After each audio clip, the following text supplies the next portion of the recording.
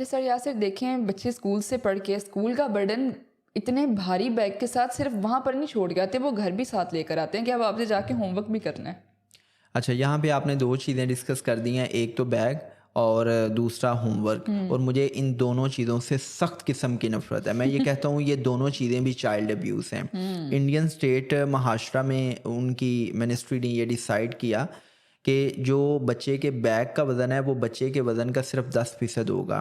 यहाँ पे हम देखते हैं कि इतनी बच्चे की हाइट नहीं है, इतना बच्चे का वेट नहीं है जितना उसने बैग्स का बोझ लादा हुआ बिल्कुल है। ऐसा है। और दूसरा जो आपने होमवर्क की बात की है, मैं इस तलीमी निज़ाम से एक सवाल करता हूँ कि भाई ये कौन सा क्लासरूम था कि जिस क्लासरूम में लर्निंग नहीं हुई और आपने बच्चे को इतना होमवर्क दे दिया है कि माँ बाप को समझ भी नहीं आ रही और बच्चे को भी समझ नहीं आ रही, और माँ बाप बच्चे की होमवर्क कंप्लाइंस के लिए एक ट्यूटर रख रहे हैं या बच्चे को एकेडमी में भेजना पड़ रहा है। बिल्कुल। और हायर क्लासेस में तो मैंने देखा है कि वो उस्ताद जो क्लास में पढ़ाता है उसी उस्ताद ने शाम के वक्त एक एकेडमी खोली हुई है और बच्चों को क्लासरूम के अंदर डंडे के ज़ोर पे परसुएट किया जाता है कि तुमने एकेडमी में आना है। और जो बच्चा एकेडमी में आता है वो दूध का धुला हुआ है, वो बच्चा जो है वो टीचर की आंख का तारा है। और वो बच्चा जो उस उस्ताद की एकेडमी में ट्यूशन सेंटर में नहीं आ रहा उसको जिस्मानी सज़ा दी जाती है, जी। उसको सबके सामने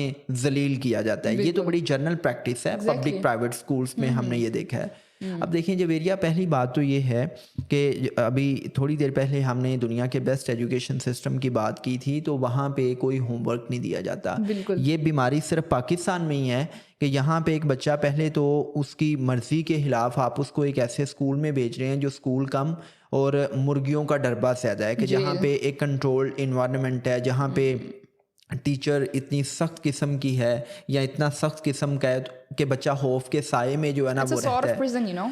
जी, It's a sort of prison. Yes, it's a sort of prison. Exactly. मैं इसको ना इस तरह रिलेट करूँगा, मेरे ज़हन में अच्छा आपने वो प्रिजन का नाम दे दिया है, प्रिजन का आपने मेटाफोर यूज़ किया। मैं कहता हूँ कि प्रिजन भी शायद बेहतर होती है, क्योंकि मैं प्रिजन डिपार्टमेंट में वो ट्रेनिंग्स देता हूँ। तो एक तो वो बहुत ज़्यादा बड़ी बड़ी होती हैं, वहाँ पे बड़े बड़े लॉन्स होते हैं। Okay.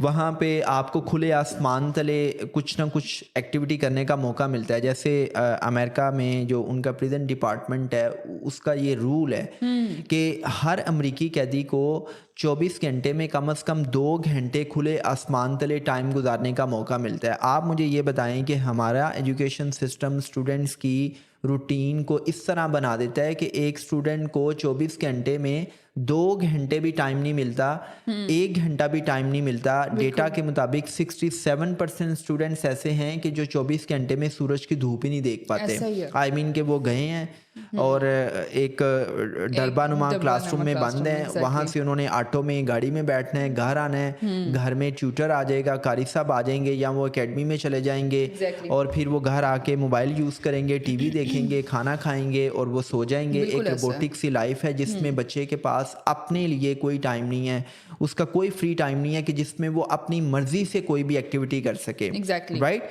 और लर्निंग होती ही उस वक्त है कि जब बच्चा अपनी मर्जी से कोई भी एक्टिविटी करता है। बिल्कुल राइट। ऐसा। अच्छा, बात हो रही थी उस पे होमवर्क पे। सो मुझे ये बताएं कि वो कौन सी ऐसी चीज़ें थी जो आप क्लासरूम में नहीं करवा सके और अब बच्चे ने घर जाके करनी है। अब यहाँ पे 2 चैलेंजेस हैं। पहला चैलेंज ये है कि बच्चे को पता ही नहीं कि उसने उस होमवर्क को कैसे करना है। आई मीन कि आप इतने नालायक और इतने नकम्मे हैं कि आप बच्चे को ये भी नहीं सिखा सके कि जो काम उसने घर में जाके करना है वो कैसे करना है। बिल्कुल। और दूसरी चीज़ ये है कि पेरेंट्स परेशान हैं कि वो जो होमवर्क अगर ना किया तो कल मेरे बच्चे की क्लास में जवाब तलबी होगी। Exactly. अब डिफरेंट अप्रोचेज हैं। जो अफोर्डिंग हैं वो क्या करते हैं, घर में ट्यूटर लगवा लेते हैं। जो ज़रा कम पैसे अफोर्ड कर सकते हैं वो बच्चे को एकेडमी में भेज देते हैं। जो पेरेंट्स खुद पढ़े लिखे होते हैं वो टाइम निकाल के बच्चे को खुद पढ़ा रहे होते हैं। और जो बेचारे अफोर्डिंग नहीं होते बच्चे फिर मतलब अपनी कोशिश करते हुए ही कुछ ना कुछ कर रहे होते हैं। लेकिन इस सारे के सारे सिनेरियो में बच्चा पिस रहा है। बच्चा कैसे पिस रहा है? अगर वो ट्यूटर के पास जा रहा है तो ट्यूटर भी उसको थप्पड़ रसीद कर रही है और उसको कह रही है कि अभी तुमने मैथ का काम किया है, फिर तुमने इंग्लिश का करना है, फिर तुमने साइंस का करना है, और बच्चे के ऊपर ज़बरदस्ती होमवर्क ठूंसा जा रहा है। इसी तरह अगर वो अम्मा अब्बा के पास पढ़ रहा है तो उस वक्त भी उसको चाइल्ड अब्यूज़ का सामना है। अगर वो किसी एकेडमी में गया है, किसी ट्यूशन सेंटर में गया है, तो वहाँ पे एक सड़ी हुई खतून होगी या कोई सड़ा हुआ टीचर होगा जो बेचारा सारे दिन का थका हारा सताया हुआ होगा, जो मुआशी फ़िक्रों को लेके बैठा हुआ होगा, और वो एकेडमी पढ़ाई इसीलिए रहा है कि उसकी जेब में 4 आने आ जाए। Exactly. तो वो क्या करता है, उसने कोई 40-50 बच्चे बिठाए हुए हैं और वो सब बच्चों को जो है ना, उसने क्या करना है कि जी बस होमवर्क कर दो, ये कर दो, और कई सीनियर्स बच्चे उस जूनियर बच्चे को पढ़ा रहे हैं, या वो अपना गुस्सा अपने बिहेवियर की सूरत में, एग्रेसिव बिहेवियर की सूरत में बच्चे पे निकाल रहा है। इसकी मिसाल ऐसे है, बड़ी बड़ी बड़ी इंटरेस्टिंग मिसाल है जवेरिया, कि लेट्स से कि उसामा मुझे इनवाइट करता है अपने घर पे कि सर आपने आना है और आज आपने अफ्तारी मेरे साथ करनी है। अब अफ्तारी का दस्तरखान मेरे सामने लगा हुआ है, राइट, और अफ्तारी के मेन्यू में क्या क्या है, बिरयानी है, कौरमा है, फ्राइड राइस है, चिकन मंचूरियन है, फिर इस तरह नगेट्स हैं, सर फिर रोज़ा है। ओके चले अच्छा मुझे ज़रा बात करने दें, फिर वो बात टूट जाती है। अच्छा, फिर उसमें मेरी मर्ज़ी की जो है ना वो क्रीम चाट है, फिर उसमें क्या कहते हैं लेमन चाट है, फिर उसमें पकोड़े हैं, समोसे हैं, और क्या है भाई, और बड़ी मज़े की क्रीमी खजूरें हैं, राइट। अच्छा, ये सारा मेन्यू जो है वो मेरे सामने पड़ा हुआ है। अच्छा, मैंने क्या किया कि जैसे ही अफ्तारी हुई तो मैंने खजूरें खाई हैं, तो मेरा दिल कर रहा है कि मैं ना फ्रूट चाट खाऊं, लेमन चाट। अच्छा, मैंने लेमन चाट का एक बाउल लिया है, और मैं लेमन चाट के बाद जैसे ही मैं बिरयानी खाने लगा हूं तो उसामा ने मेरा हाथ पकड़ लिया। उसामा ने कहा कि ना सर ना, पहले आप ये चाट का सारा बाउल ख़त्म करेंगे तो फिर आपको बिरयानी मिलेगी।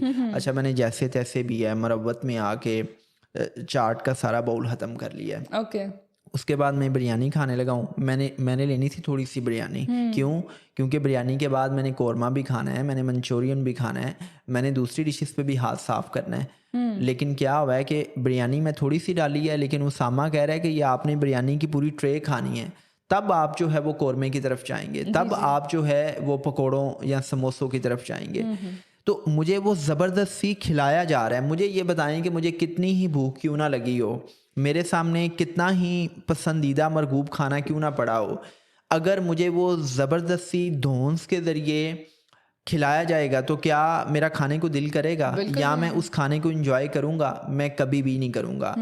यही सेम चीज़ अगर हम होमवर्क की तरफ लेके आएँ तो हर रोज़ एक बच्चे के सामने साइंस, इंग्लिश, मैथ की सूरत में एक ऐसा मेन्यू रखा जाता है जो बच्चे को हर सूरत में खाना पड़ता है, और वो टीचर, वो ट्यूटर, वो माँ बाप जो बच्चे को रोज़ बिठाते हैं और उसको ज़बरदस्ती थप्पड़ मार मार के शाउट कर कर के कहते हैं कि ये मैथ का काम मुकम्मल कर लो, फिर साइंस का करो, फिर इंग्लिश का करो, और बच्चे को समझ नहीं आ रही कि उसके साथ हो क्या रहा है। आप बच्चे से होमवर्क करवा लेते हैं, बच्चा हार जाते हैं, बच्चा नफरत करता है, बच्चा कहता है कि ये मैं कहाँ पे फंस गया हूँ। और देखें, मेरी बात याद रखें, आपने बच्चे से राइटिंग तो करवा ली है, लेकिन मुझे ये बताएं कि हमारी पाकिस्तानी सोसाइटी में कितने रिसर्चर्स पैदा हो रहे हैं, हमारी पाकिस्तानी सोसाइटी में कितने अदीब पैदा हो रहे हैं, कितने पोइट्स पैदा हो रहे हैं, कितने राइटर्स पैदा हो रहे हैं, और जो पैदा हो रहे हैं उनकी क्वालिटी क्या है। मसलन आप देखें ना कि शायर अब इस किस्म के देर वाला टाइम के जब हमें नासिर काज़मी, अमजद इस्लाम अमजद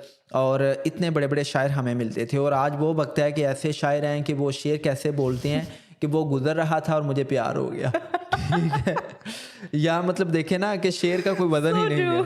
ठीक है, तो मतलब ये है ना कि क्वालिटी इस किस्म की आ रही है कि आप कौमी सतह पे कोई बड़ा नाम नहीं पैदा कर पा रहे, हमारे पास रोल मॉडल्स ही नहीं है।